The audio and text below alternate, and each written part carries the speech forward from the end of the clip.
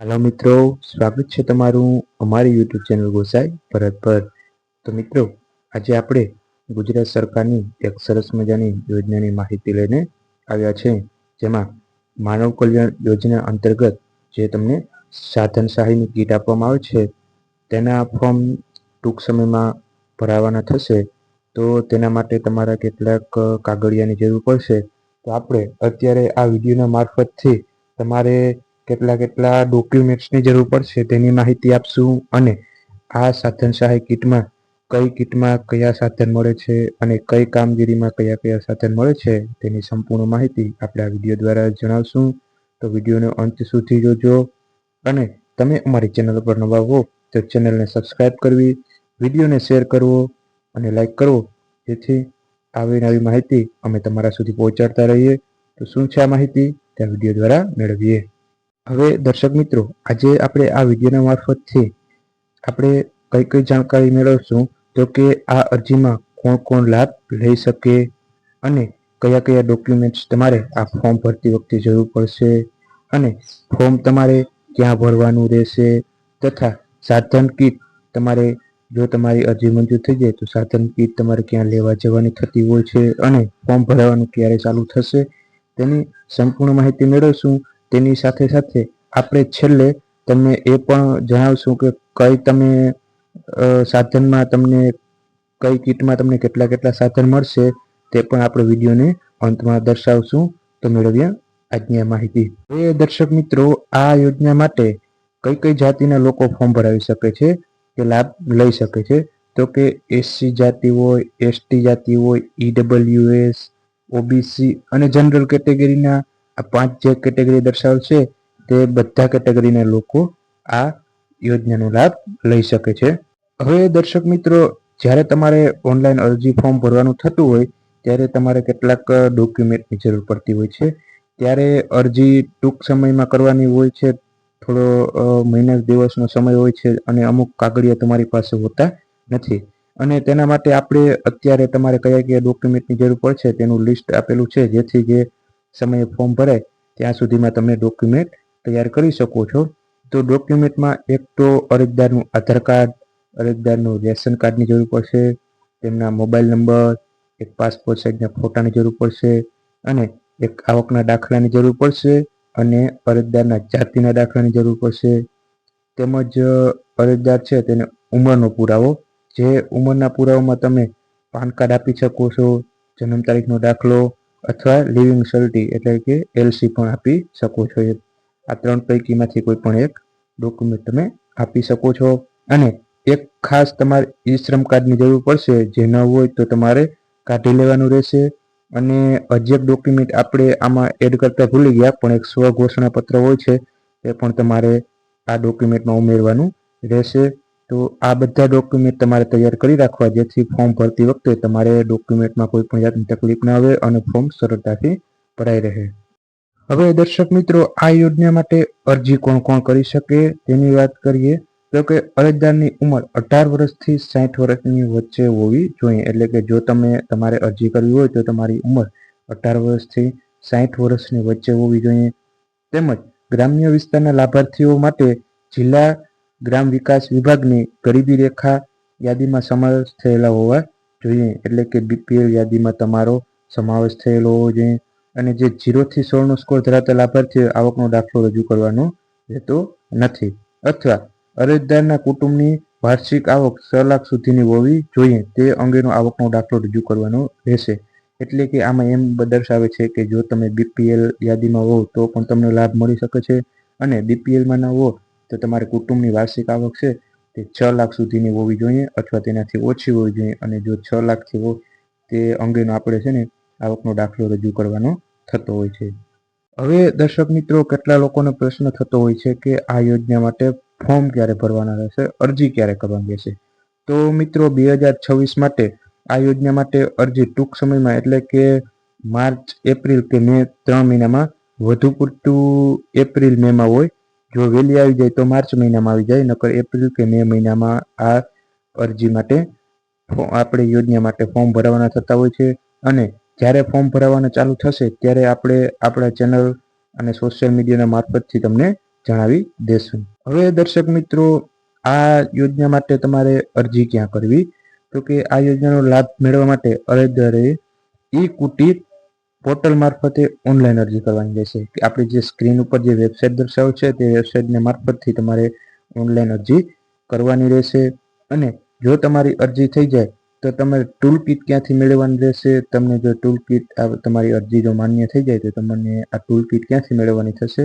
તો કે અરજદારે અરજી ફોર્મ ભર્યા બાદ જિલ્લા ઉદ્યોગ કેન્દ્ર ખાતે ફોર્મની ચકાસણી થશે. બરોબર, તમે જે ફોર્મ ભર્યું હશે તેની જિલ્લા ઉદ્યોગ કેન્દ્ર હોય ત્યાં તમારા ફોર્મની ચકાસણી થતી હોય છે. અને ત્યારબાદ મંજૂર થયેલ અરજી, જો તમારી અરજી મંજૂર થઈ જાય તો તેનો ડ્રો કરવામાં આવે.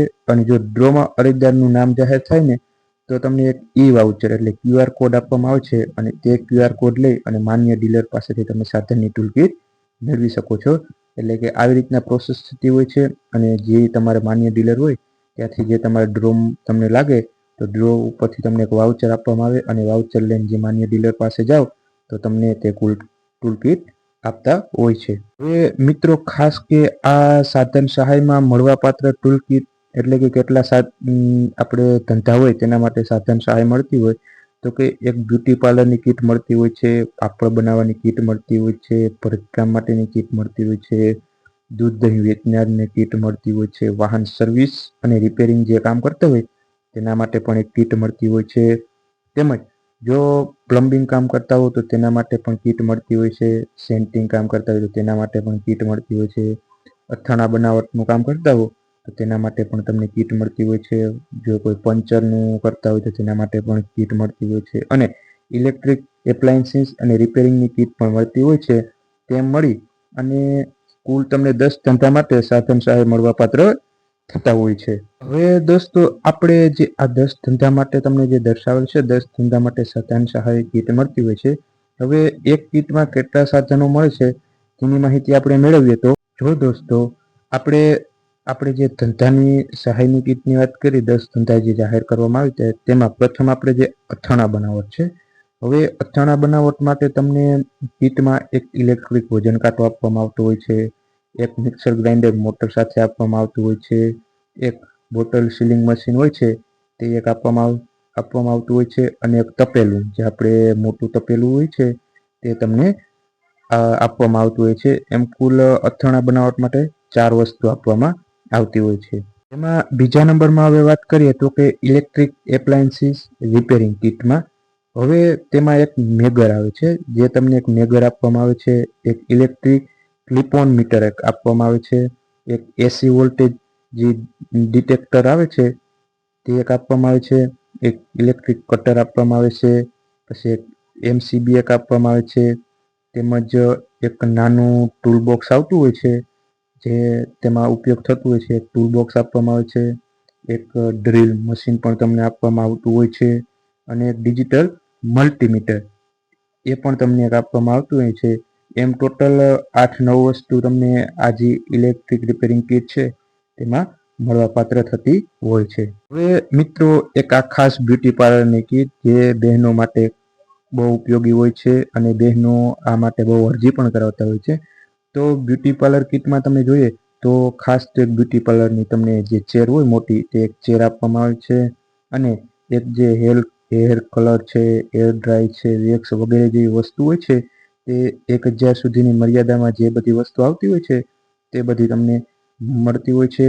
અને જે સ્ટરીલાઇઝર યુનિટ આવે છે તે પણ એક તમને મળવાપાત્ર થતું હોય છે. અને આમ જોઈએ તો જે તમારે બ્યુટી પાર્લરમાં અમુક વધારે જે જરૂર પડતી હોય છે તે બધી આમાં લગભગ મળવાપાત્ર થતી હોય છે. હવે દોસ્તો, આપણે ભરતકામ કીટની વાત કરીએ તો કે ભરતકામમાં તમને એક એમ્બ્રોઇડરી જે ઝિગઝેગ મશીન આવે છે એક મશીન મળવાપાત્ર થતું હોય છે, અને PVC સ્ટૂલ મળવાપાત્ર થતું હોય.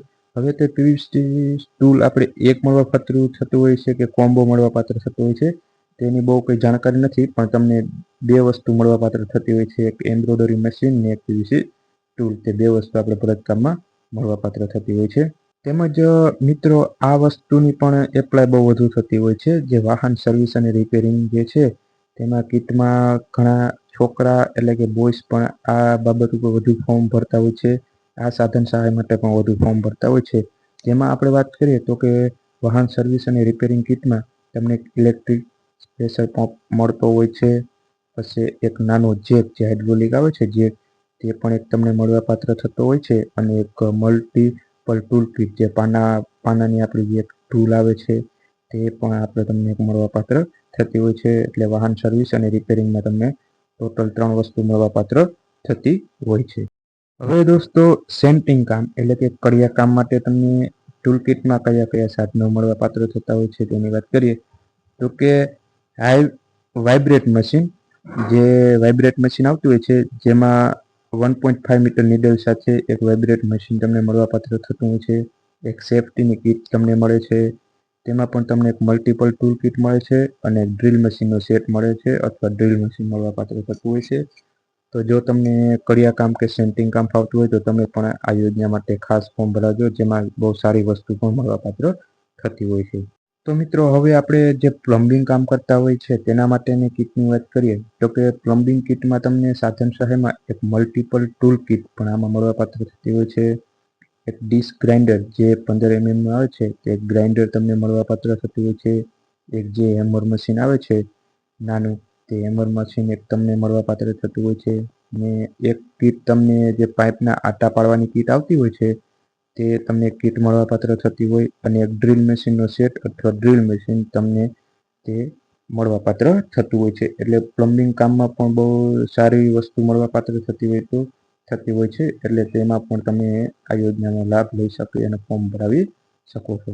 દોસ્તો આપણે જે પંચર કીટ છે, જો પંચર કીટની વાત કરીએ તો એમાં એક એર કમ્પ્રેસર છે. અને જો તેમાં કોઈ અપડેટ હોય તો તમને જણાવી દઈશું, પણ અત્યારે હાલની તકમાં તમને એર કમ્પ્રેસર જ પણ મળવાપાત્ર એક થતો હોય છે. તેમજ દોસ્તો જો તમે પાપડ બનાવવાનો ધંધો તમારે હોય, ગૃહ ઉદ્યોગ હોય, તો તેના માટે પણ તમે આ યોજના માટે એપ્લાય કરી શકો છો. અને તેની વાત કરીએ પાપડ બનાવવાની આ સાધન સહાયમાં કઈ કીટ મળવાપાત્ર છે તો કે તમે એક આટા મેકિંગ મશીન નાનું, એટલે કે તમારે લોટ બાંધવાનું એક તમને મશીન મળવાપાત્ર છે. પ્લાસ્ટિક બેગ સીલિંગ મશીન, એટલે કે જે આપણે પ્લાસ્ટિકની કોથળી જે પાપડ બનાવીએ અને પછી પ્લાસ્ટિકમાં જે પેક કરતા હોય તો એ બેગને જે તમે સિલાઈ મારવાની આવે તે પ્લાસ્ટિક બેગ સીલિંગ મશીન તમને એક મળવાપાત્ર થતું હોય છે. અને એક ઇલેક્ટ્રિક વજન કાંટો તમને આ કીટમાં મળવાપાત્ર થતો હોય છે. એમ ટોટલ 3 વસ્તુ તમને આ કીટમાં મળવાપાત્ર થતી હોય છે. હવે મિત્રો ખાસ કે દૂધ દહીં વેચનારા લગભગ લોકોને આ લાગુ પડતું હોય છે. ડેરીવાળા કે આપણે ઘરનું પણ જે કોઈને તબેલો હોય તે લોકો આમાં ફોર્મ ભરાવી શકે છે. જો તમારું ડ્રોમાં નામ આવે તો તમને આમાં જે 6 વસ્તુ છે તમને મળવાપાત્ર થતી હોય છે. તો તેમાં તમને જો દૂધ દહીં વેચનારામાં તમારું જો લાગુ પડતું હોય તો તમને એક ઇલેક્ટ્રિક વલોણું આવે છે તે તમને એક મળવાપાત્ર હોય છે. એક દૂધનું કેન પીવીસી, જે પીવીસી એક દૂધનું મોટું કેન આવે એ તમને એક મળવાપાત્ર થતું હોય છે. એક કેરેટ સાદા કેરેટ આવે, જે આપણે સાદા કેરેટ આવે ને એ 2 મળવાપાત્ર થતા હોય છે. અને એક બીજું કેરેટ આવે છે પ્રોપરેડ, જે તમને 2 મળવાપાત્ર થતા હોય છે. અને એક ઇલેક્ટ્રિક વજન કાંટો પણ તમને મળવાપાત્ર થતો હોય છે. અને એક મોટું તપેલું આપણે ટોપ કહીએ ને એ ટોપ તમને મળવાપાત્ર આમાં થતું હોય છે. તો મિત્રો જે આપણા યોજનાની તમામ માહિતી તમને જેટલી ઉપયોગી હતી તેટલી આપણે આજના વિડીયો દ્વારા તમને આપેલી છે. તેમજ જો આ યોજનાને લગતી કોઈ પણ અન્ય નવી માહિતી હશે તો અમે અમારા આ જે તમને ડિસ્પ્લે પર બતાવેલ સોશિયલ મીડિયા છે તેમાં અપલોડ કરી દેશું, જેથી તમને આવી અવનવી માહિતી મળતી રહેશે. તો તમે જો અમારી ચેનલ પર નવા હો તો જે ડિસ્પ્લે પર બતાવેલ સોશિયલ મીડિયા છે તેને અમારા સોશિયલ મીડિયાને ફોલો કરી લેવા, જેથી આવી યોજનાની માહિતી તમારા સુધી પહોંચતી રહેશે અને તમે આવી યોજનાનો લાભ મેળવતા રહેશો. તો મળીએ આવી અવનવી અન્ય માહિતી સાથે. જય હિન્દ.